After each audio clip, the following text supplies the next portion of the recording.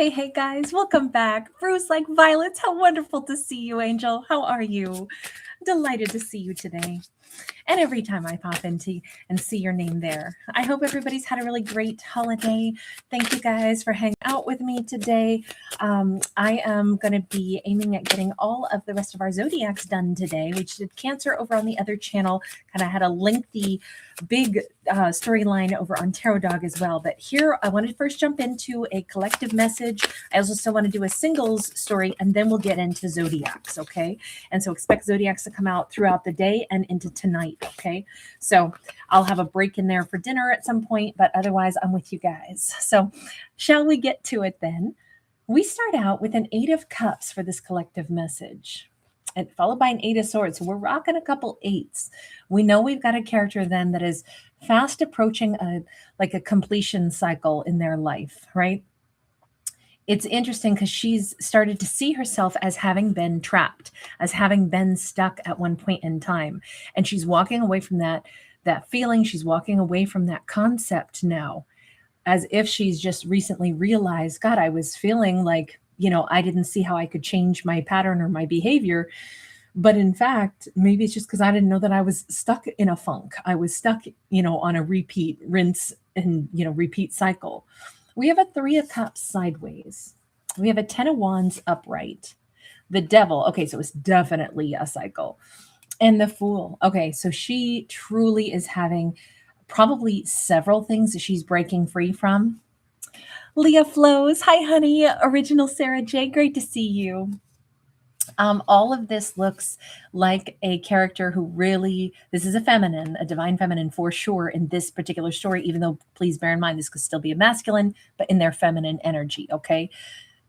This has to do with, I think she was spending far too much time. Either, and forgive me, because it's going to sound like we're trying to cheer for somebody to become selfish, but I do think she was, without realizing it, she would become worried and focused on other people's successes and other people's lives to such a massive extent sometimes, and didn't realize that that was really detracting from what she should have been looking toward, which was her own future. She similarly might have been focused on possibly a divine masculine in her life and where his life was going and where he was at. I just feel like she had a habit, without realizing it, of caring so much about other people's happiness, other people's growth, other people's, completion of their cycles, that she forgot that that was her own karmic trap that she was in. This could have even been her saying, you know what, all this time I've been asking this question, when is this divine masculine going to awaken? When is he going to do things different? Maybe it's me. Maybe I need to do things different. Maybe I need to free myself from asking those questions about someone else's journey. Even if it was well-intended, well-meaning, I want the best for him. But again, who made me the, law and order over someone else's life? If they want to be trapped in something that I deem toxic, they get to do that. I don't really need to ask them, when are you going to stop doing that? Or, energetically send out the concern surrounding them of when are they going to awaken? Maybe it's me that needed to awaken. Maybe I was micromanaging other people's lives, even just from my own headspace, fretting too much about things that don't really have anything to do with us, because everybody has free will. They get to make their own mistakes or their own successes, all those things. I think she's a very caring person, but her caring might have slopped over into being like she became her own karmic cycle of worrying and fretting about things that didn't have anything to do with her, not really. And I think that is her actually really attending to her own life needs now. And that's such a great self-check to do once in a while, to ask ourselves, hang on, is my worry and concern for other people's lives, is it me actually stepping across a boundary of, hey, they get to do whatever the heck they want, and maybe I just need to stay in my lane and look at my own stuff and make sure I'm doing stuff that's good for me. Maybe I don't need to ask, when are they going to awaken? Maybe it's me that needs to attend to my path. And I feel like, you have to be a big enough person to be able to rein your own self in once in a while and be like, okay, maybe I was a little micromanaging on their, looking at other people's, things that they're doing and judging they're stuck. I hope that they get unstuck. Maybe I although it's well intended, maybe that became me being toxic. And I think you have to be like unafraid to look at your own self and say, oh yeah, maybe I was toxic in this situation. I think it's a mature and brave person who will reflect and be like, whoa, I gotta stop. So I say good on her. Yeah, that's an Empress move. Empresses aren't perfect. But the thing that sets them apart is that they will tap the brakes and ask themselves those hard questions and hold themselves accountable and say, have I been spending more time thinking about other people's, choices in life than my own? Oh, then no. I gotta let go of the reins there because I don't control them. I only manage my life. So well done, Empress. This is incredible. And I think with the Seven of Wands, she's built the bridge to get over it, as they say. She's not feeling like she needs to wonder when a masculine is going to, mature or awaken. I really feel like she's not thinking about anything like, oh, but doesn't he need to fix things with me? Nope. Nope, he doesn't. Nobody has to fix anything with her. Nobody has to fix anything for themselves. Only she has to move forward. And I think that that's an incredible position for a character to be in, to realize everybody can do what they want, or they can learn their lessons at whatever pace they want to. But if they didn't ask me for help or guidance, then they may not feel like they need it. So I don't need to fret over what they're going to do and when they're going to do it. Awesome. Awesome for her to remove those obstacles and let herself move forward and make it more about her own observations about herself. Okay, so Knight of Pentacles. So where's she headed? Moving forward, Knight of Wands, interested in some good loving too. And the world kind of in a sideways position. Now that she has put her focus back on her own life, I think she's really able to look closer at, now wait a minute, have I been letting myself go hungry lately because I was so worried about other people? Let me attend to my own needs. Okay, I kind of forgot. I had these other big goals, big dreams, places I wanted to go, things I wanted to build. Honestly, I've also been parched and dry when it comes to, I haven't had romance. I haven't had fun in a while. So what do I want to bring in? Let me get back to, it's like she's dusting things off and looking at her own old notebook of her wishes, hopes, dreams, and goals before she got focused on whether or not other people were, going to be a part of her world. I think it's such an easy thing to accidentally slip into when there's nothing about her that said she was trying to be a control freak, but it's easy to get, I think, accidentally, especially if you're an Empress and you do make decent decisions and then you fall for somebody, or you feel like you've fallen for someone and they're not making good choices. Of course, she's going to have caring and compassion, but then at some point that can step across the line to putting your own life on hold and focusing more about their journey than yours. And I think that that's the thing she is reawakening to and reconfirming. This is such a great time to do that self-check, because we're almost at 2026 and that's going to be a restart year. That's a 1 year. That's a year where we can change things. It's a year where we're supposed to have taken a good hard look at what we've been doing and then maybe alter what we're going to be doing. And I just feel like it's such a great message for her because she's really taking that to heart. And it's good on her. So she is recognizing first and foremost, okay, what is it that I'd like to do? What is it that I'd like to do different? God, I need some fun. I need to get back onto my goals. I've got plans. I had dreams and I got off track for a bit, but I'm starting to put those back on my list. We have the Justice card. That Justice card, she may be needing to clean house a little bit. And that could mean, look, not only did she maybe at one point give more of her care and consideration and thoughts to other people, which could have been her being unfair with herself. But I will say, honestly, I think she's realizing she was accepting far too little in some areas of her life as well. Because this says there are injustices that have to be altered. So this could be she's allowed certain people to step on her. She has allowed certain things to, eat up her time, her resources. We have 9 of Wands, we have 8 of Wands. Yeah, there are some things she needs to walk away from.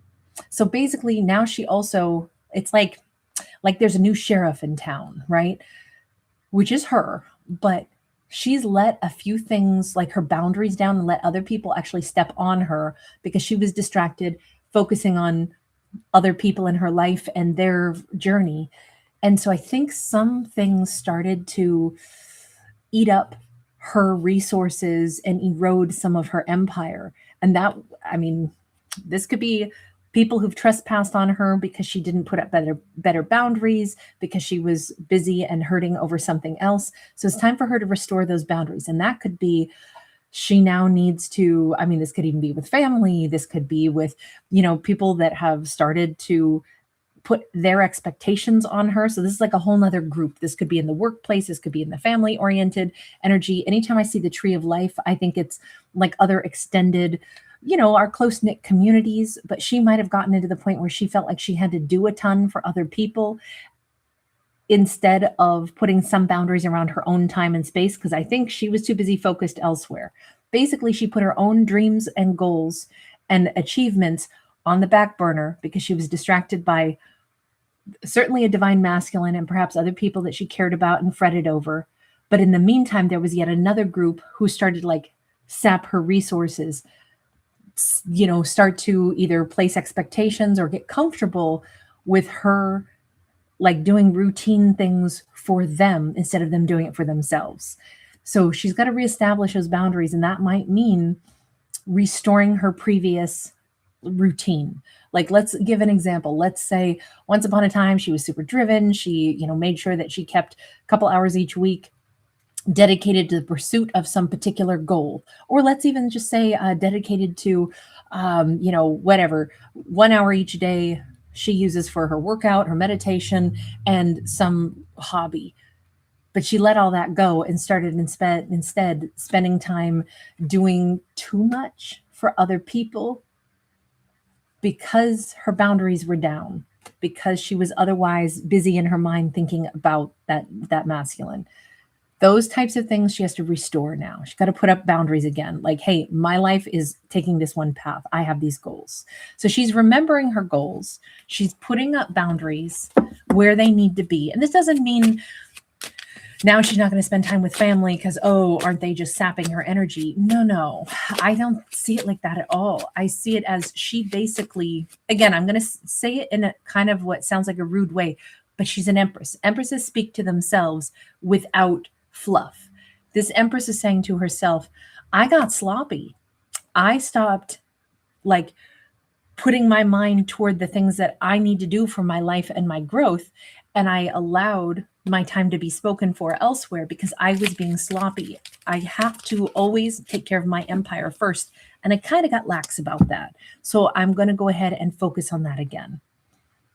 Page of Wands. This is exciting. I don't know if this is an empress who's going to start like making sure that she gets time for her, health and wellness. And maybe it's just like, I used to love whatever running, and I'm going to get back to making time that I have time for some jogs. That means, no, I'm not coming over every single whatever, evening at 7 o'clock to watch a TV program with my family, because I need some time to exercise because that's better for me, for my health and wellness.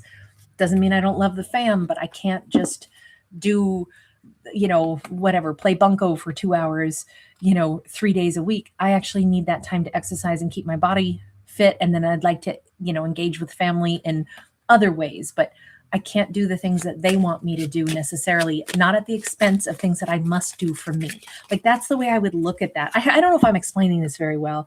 I hope it doesn't sound rude or like family's not as important, only she's important. It's not that. It's about, for a while, she wasn't even on the list. All of the things she needed to do for her weren't even on the list. Those things are getting put back on the list. We've got the 10 of Wands in the reverse and the 6 of Swords upright. Yeah, this is her like advocating for herself. I'm going to be doing this. I need to do this. And I don't have to feel guilty about it just because I'm reestablishing I'm a person who has needs and goals. maybe this is also like she needs to date again, which means she needs time for that. She needs to exercise again, which means she needs time for that. She has the right not to be completely absorbed into other people's lives. So she needs to be okay with that. All this requires like not guilting oneself, to be able to just, um, you know, live the life that we have to live. Because ultimately, let's put it in a more realistic context. Who's going to pay her bills? If she's got to work and pay her bills, then that becomes a priority. Who's going to feed her? Who's going to breathe for her? That's all going to be her. So you can't really surrender too much of your time to satisfy other people's wants of your time, because are they going to be able to keep you alive, breathe for you, pay your bills, pay your rent? No, you have to do that. So don't you have to be a priority? If we were just going to take it to the most, rudimentary reason, I'm justifying why I would say it's not selfish to actually have to put yourself as a certain priority level for, basic needs to be met and goals to be met. So it does say she is changing some things in life. With that 10 of swords, I'm feeling like she is about to do something quite a bit different than what she's been doing. What is this? What is it that she's cutting something out altogether? Ooh, she is cutting out a King of Swords. I'm going to say something right now that could be, maybe it's rude, but I think she potentially, for a period of time anyway, was giving more like almost putting someone else on a pedestal. And that's a mistake.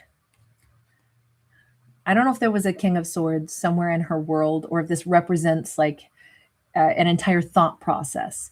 But I think what she's saying is, I'm never again going to say that someone else is the supreme being or the grand, like they are the pivotal moment of my life. This could be that divine masculine that she was holding out energy for and maybe focused more on their journey. And I almost think that she is taking herself to task and saying, I don't think ever again will I give so much of my life's happiness to an idea of someone else and their success, or make them the pivotal, like most important thing going on, where I need to first focus on them. And if they're doing okay, so then, we can be happy together, because without that, no other aspect of my life is as important. I think she is saying, I'm not going to do that anymore. I can't put one person and their growth and whether or not they become a king, because here he is being kinged, knighted, kinged. I don't know how else to say that. I don't want to put somebody into a position like that again, where they are more important than I, my own self, happens to be. Basically, I don't know if we want to say she put somebody on a pedestal, or if she attached the concept of her happiness and her ability to like have a meaningful life. It was attached to whether or not that King of Swords was going to be, achieving certain things, becoming a king, and being in her life. I think she's saying, I'll never do that again with anyone. And again, I'm going to sound so bad when I say this, maybe because I won't find the right words, but our life should not be dependent upon whether or not even somebody that, we think is oh so great and, oh, we love them, but they have problems and they need to get beyond it and they need to evolve into this person. Our whole life cannot hinge on whether or not another person becomes a king or, achieves certain things. That's kind of like the hallmark of, let's use parenting as an example. Now, I'm not a parent, so please forgive me for this, but, I think the term helicopter parent exists because, or like the dance moms, it exists because sometimes parents who want the best for their kids make their existence about their children. And then they kind of step into like, almost like they kind of forget that they're a different person, and they start to kind of live for their kids, with their kids, through their kids. And it's controlling and it's suffocating. And it also can sometimes, what you see is like they wanted that so badly as if it were theirs, forgetting that, no, remember, it was your kiddo's success that you were supposedly supporting, but then somewhere the lines got blurred. And I guess that's the best analogy I could maybe make. Is when you want the best for somebody, but then you kind of forget that they're them and you're you, and your happiness doesn't have anything to do with their achievement or success. And to really be supportive just means you go, well, I hope they get it figured out. If they need a little help, I'm sure they'll ask me. I'm always going to tell them I believe in you. I believe the best of you. I believe you can do anything, but I'm not trying to do it for them, with them, or through them. And I feel like that's what she's just learned, but maybe at a relationship level, not like a parental child relationship, like I was using the example of, but rather like through a romantic sense. But maybe she's going to apply that straight across the board. I don't want to get absorbed into someone else's existence ever again, to where their existence and their success is more important than my own. I don't know. I hope I said that in a way that makes sense. I'm not sure. 10 of Cups and 4 of Wands. She is really focusing on the bird's eye lens of what her own happiness is going to be. That is amazing. That 10 of Cups, she's seeing it from way high above now and saying, oh my God, the landscape of my life will always involve lots of other people, right? The landscape of our life can be vast and varied and have hundreds and thousands of people in it. But ultimately, I get to pick what really, brings balance into my life.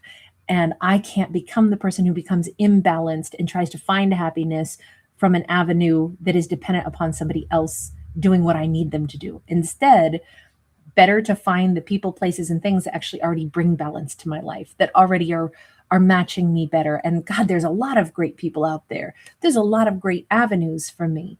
I just feel like we can take a deep breath, because that's how this feels. Like she's seeing freedom from a narrow vision thought process that she previously held. She's seeing all the potential of how many different wonderful things she could choose to explore in her life, bring into her life, and they'll all be authentic for who she is, but without forcing anything, waiting on anybody. There's so many other people she could be very happy with that would already be a better match for her than her waiting on one person to become the match for her. And I think that that's maybe a great shift here for the way she looks at herself. I feel like this is somebody truly empowered. There's nothing more freeing than when you let other people be what they need to be and let them travel down their paths, and you stay in your lane. And it does require us to not hang on too tight and to let people go, let people do what they're going to do.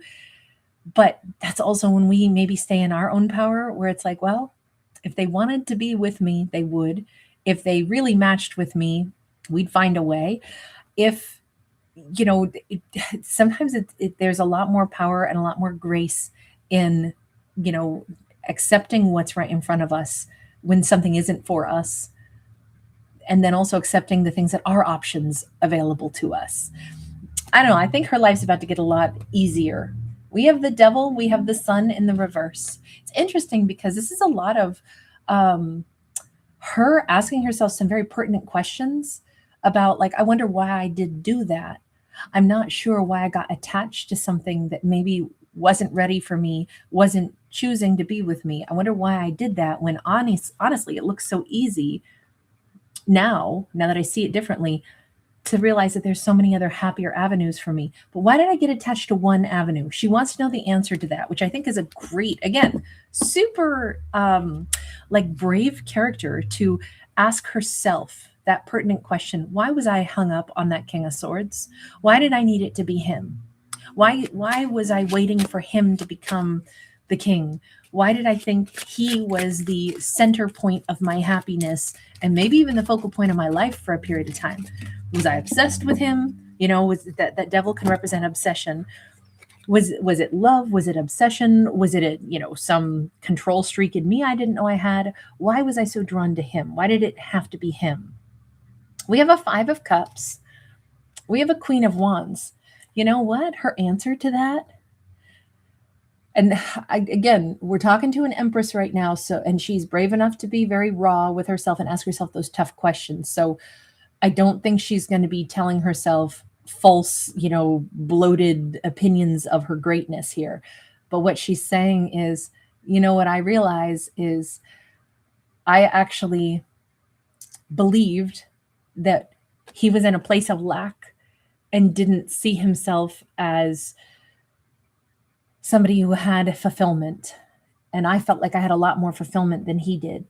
And I wanted so badly to be the person that could tell him, you know, he's valuable and he's powerful and he's, I think she's realizing she wanted to like essentially share some of her confidence with somebody that she intuited, felt like he was up against insurmountable odds, had obstacles in his life. And she felt like he should know that he's better than that. He's more worthy than that. So I don't think that her desire to like wait for some king of swords was based off of like a control streak that's hidden in her where she just needs other people to do what she said. I think truly when she gets down to the bottom and peels away all those layers of the onion to figure out why'd she do what she did, it says, I never like doubted my own confidence or worth, but when you see somebody meet somebody where there's some fundamental thing where they feel as if they're up against insurmountable odds or that they're hungry for something, I couldn't help it but want to like share confidence with them, or I wanted them to know that they're worth more. And I do feel like her desire was probably to help, because look, a queen is not going to say, oh, you poor pitiful thing, let me cast you a couple of coins of self-esteem. She's not going to operate that way. This is very heartfelt, and also it's very possible that she did read them quite well. We have Page of Pentacles. Here's the thing though, even the most intelligent queen can sometimes catch only a glimpse of things. Okay, so this says she's saying, well, they also told me that about themselves. The Page of Pentacles is the communicator, but it's a page. It's a little tiny piece of communication.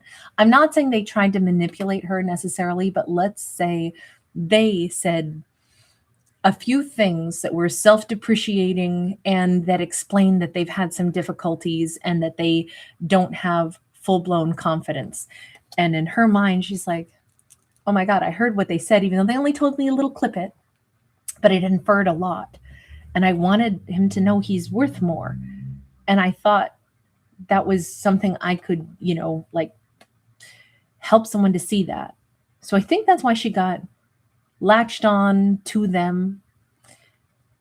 I don't know that they were trying to tell her, hint, hint, make me feel special, tell me that I'm really valuable. I need someone to tell me that. I don't know if it was that or if they just kind of, Ace of Pentacles.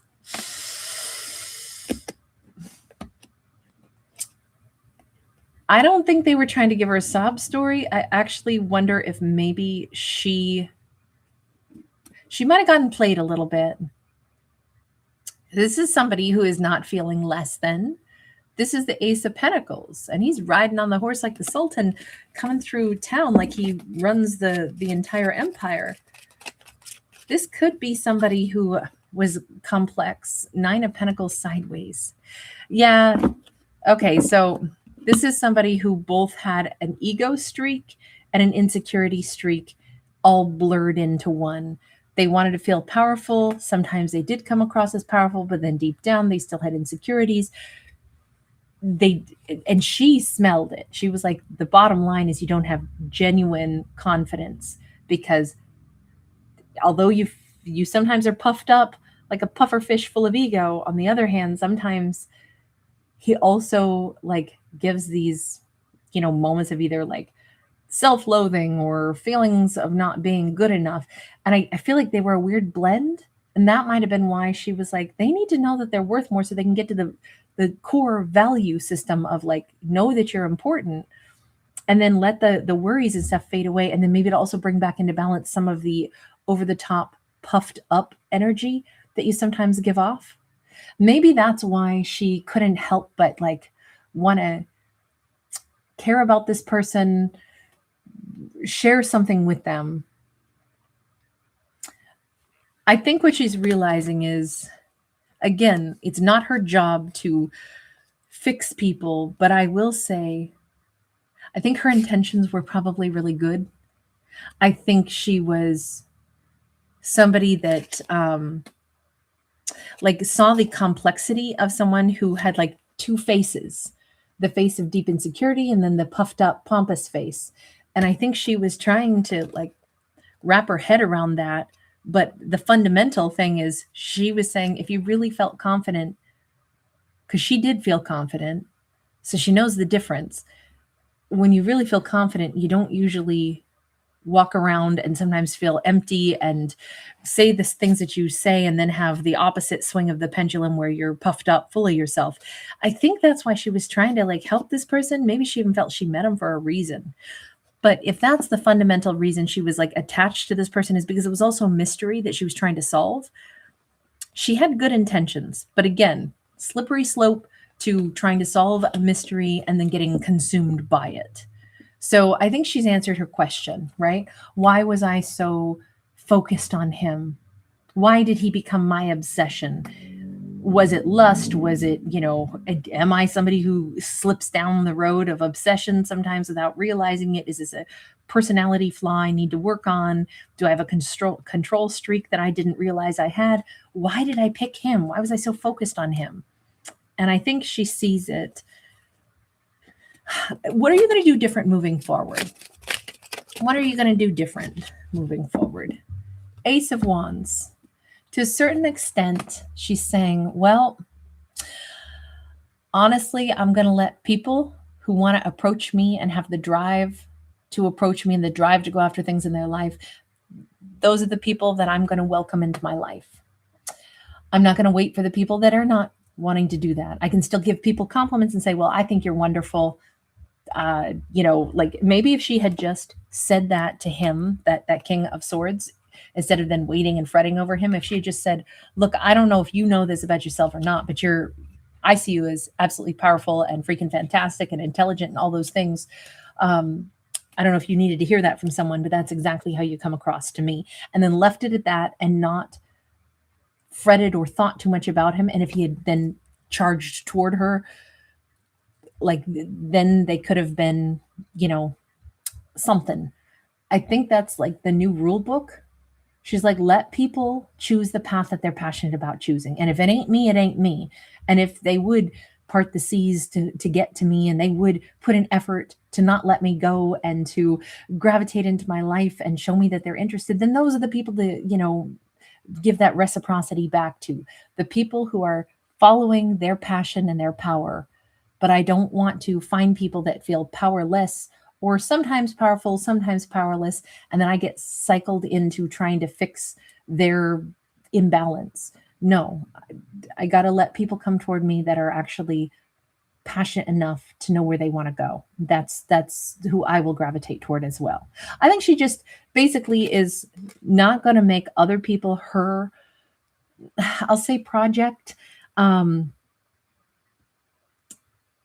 Instead, she's letting people that clearly are interested in her. It's going to simplify everything. If they've got the gumption to come toward her, awesome. That's who's going to be in her life. If they haven't got the gumption, she's not running around trying to lift up people's confidence. Queen of Pentacles. It's only tough because she is a giver. She knows that about herself too.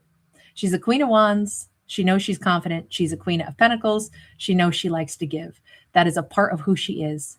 Chart to you, Angel. Thank you so much. Thank you. You are so incredibly generous. Thank you. Yeah, this is her saying, and then I'll be able to give to somebody who is full on wanting to give to me too. I will be able to, match my energy with someone else who's driven to, like pursue the things that they want in life. And that means I have to keep building my foundation. Basically, I think what she just did is what we already saw. She's making a promise to herself, a decision to herself. I'm going to have a Four of Wands life. And that means connecting with people and investing in people that are actually wanting the same balance that I want. I want to go ahead and create, and I can't co-create with somebody. I always say a Four of Wands, I always think of a table. And if you have three legs that are 23 inches tall, and then one leg that's 19 inches tall, you haven't got a decent table. And as much as you want to say, oh, but I know I'll just stack up, 4 inches of sugar packets. Yeah, it's not going to work. You have to have the table legs be the same length, and you can lop off the other ones, but why would you cut off the length? Why not, replace that little leg with one that's the right length, so the table is the height that you wanted? That's what she needed to be able to do. Instead of trying to work with a 19-inch table leg where everything else is 23 and a half, she needed to replace that table leg. She needed to get balance in her life, but that began with her being okay letting go of something or someone, so that she gets back to what she actually wants her life to be, and isn't trying to somehow prop up a table leg that's far too short. I think this allows her to live her life in the way she needs to, still recognize beauty in others, still give compliments and support to others, but not try to bring a 19-inch table leg into her world where she's 23 and a half inch table legs. That's what she needs if she's going to have balance. I'm sorry to use that as a metaphor, but that's the best thing, because it's so tilted and you can't set anything on it. And what good is a table that's flopping over? So I guess that's why I'm going to use that. All right, I'm going to leave this one here. That got really long, but I feel like this was the culmination for a divine feminine, like what she's learned in 2025. And I almost feel like we should do a bookend and ask this question for the divine masculine. What did he learn in 2025? I just didn't know this is what the storyline was going to be. How about if tomorrow we do one for the divine masculine? Because today I'd really like to get to our zodiac still, and I want to do a single story. So for tomorrow, we'll do the divine masculine. And that's probably what I'll title this. I guess we found the title at the end of this. You guys, it's so nice to see you. Women Clan, thank you. Shout out to you in London, mate. Great to see you, babe. Liv Johnson, too. Wonderful to catch you, babe. Steve, thank you again. Brave Pink Hero Green. Hi, honey. Yes, spot on. Oh, Lion Queen, thank you. You are so generous. Thank you, sweetheart. You're so awesome. Hi, Mariska. You made it just in time, so I got a chance to say hi. Perfect timing, love. Brahita Beauty. Thank you, guys. Angelica. Hi, sweetie. Hola, ¿cómo estás? Feeling my soul. Great to catch you. And Chart 2, thank you so much. That was so incredibly generous of you. Leela Flows. It's a pleasure, honey. Hi, Melinda. Thank you so much, Melinda. Thank you for hanging out with me and sharing your lovely energy here. Makes my life a lot brighter.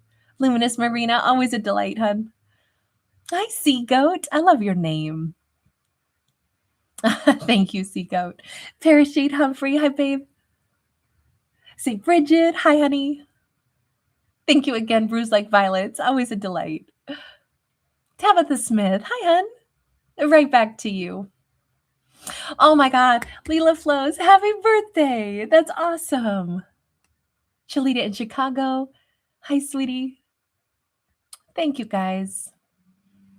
Oh my God, Melinda, you sweetheart, thank you. Melinda just gifted 5 memberships. Born Late Summer, Morg's Machine, Soul Winner for God, 11D8, and High Priestess. You guys are all now members, courtesy of Melinda. Thank you so much, honey. That was so amazing. So generous of you. Also, guys, before I forget, we're going to be going live on New Year's Day. So on January 1. I'll try to do it at a convenient time in case everybody is up late tying one on. But I thought it'd be a nice way to start the new year. So just know we will go live on this channel and on Tarot Dog for probably about an hour on each. And that'll come up next on the 1st. So something to keep in mind. You guys, thank you again. Lots of love, everybody. I'll see you guys again shortly for some zodiacs. Bye for the moment.